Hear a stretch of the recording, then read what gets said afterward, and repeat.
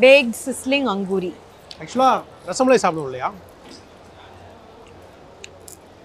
அதே தான், பட் அந்த சிஸ்லிங் அந்த ஸ்மோக்கியோட வர மாட்டேங்குது எனக்கு. அஸ்ஸலாமு அலைக்கும். இன்னைக்கு பேக் சிஸ்லிங் அங்குரி எப்படி செய்யறதுன்னு பார்க்கலாம். அதுக்கு 1 லிட்டர் மில்க் எடுத்து நல்லா காய்ச்சினதுக்கு அப்புறமா லெமன் கொஞ்சம் கொஞ்சமாக ஆட் பண்ணி அதை திரிய வச்சு எடுத்துக்கணும். தென் அதை ஒரு ஒயிட் கிளாத்க்கோ இல்லை காட்டன் கிளாத்க்கோ ட்ரான்ஸ்ஃபர் பண்ணி வாஷ் பண்ணிவிட்டு ஒரு திக்கான ஒரு ஆப்ஜெக்ட் வச்சு நல்லா முடிஞ்ச வரைக்கும் எக்ஸஸான வாட்டரை வந்து ரிமூவ் பண்ணுறதுக்காக அதை அழுத்தி எடுத்துக்கோங்க. தென் இந்த மாதிரி கட்டி நீங்கள் வச்சு ½ ஹவர் கழிச்சு எடுத்திங்கன்னா இந்த மாதிரி கிடைக்கும். நல்லா உதுத்தி போட்டு முடிஞ்ச வரைக்கும் மேஷ் பண்ணிக்கோங்க. அப்போ தான் உங்களுக்கு நல்லா சாஃப்டான பீசஸாக நம்மளுக்கு அந்த கிடைக்கும், அங்குரி கிடைக்கும். இது வந்து குட்டி குட்டி பால்ஸாக எடுத்து வச்சா தான் அதுக்கு பேர் அங்குரி.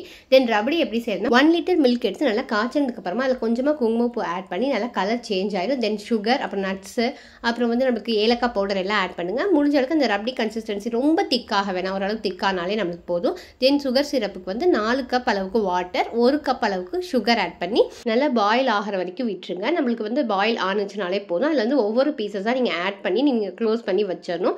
Totally 15 minutes. ஃபஸ்ட்டு ஒரு 5 மினிட்ஸ்க்கு அப்புறமா எதுவும் ஒரு பீஸ் வந்து ஸ்டிக் ஆகாமல் பார்த்துக்கோங்க. தென் 10 மினிட்ஸ்க்கு அப்புறமா ஓப்பன் பண்ணிட்டீங்கன்னா சைஸஸ் வந்து பிக்கர் ஆகிருக்கும். தென் நார்மல் வாட்டருக்கு அது எல்லாத்தையும் ட்ரான்ஸ்ஃபர் பண்ணிடுங்க. அந்த சூடு வந்து நம்மளுக்கு குறையணும். ஒரு ½ ஹவர் கழிச்சு அது சூடு குறைஞ்சிருக்கும். இந்த மாதிரி எக்ஸஸ் வாட்டர் எல்லாம் ஸ்க்வீஸ் பண்ணி எடுத்துட்டு நீங்கள் எந்த பேக்கிங் பண்ண போகிறீங்களோ, எந்த ட்ரேல பேக் பண்ண போகிறீங்களோ அதுக்கு ட்ரான்ஸ்ஃபர் பண்ணிடுங்க. தென் அதுக்கு மேலே ரபடியை ஃபுல்லாக வந்து நம்ம போர் பண்ணிவிட்டு, நான் ஆல்ரெடி வந்து அவனை 180 டிகிரி செல்சியஸில் வந்து ப்ரீ ஹீட் பண்ணியிருந்தேன். தென் வந்து கன்வெக்ஷன் மோடில் 160 டிகிரி செல்சியஸில் 20 மினிட்ஸ்க்கு வச்சு எடுத்தேன். சூப்பராக நம்மளுக்கு வந்து பேக் ஆகி வந்துருச்சு.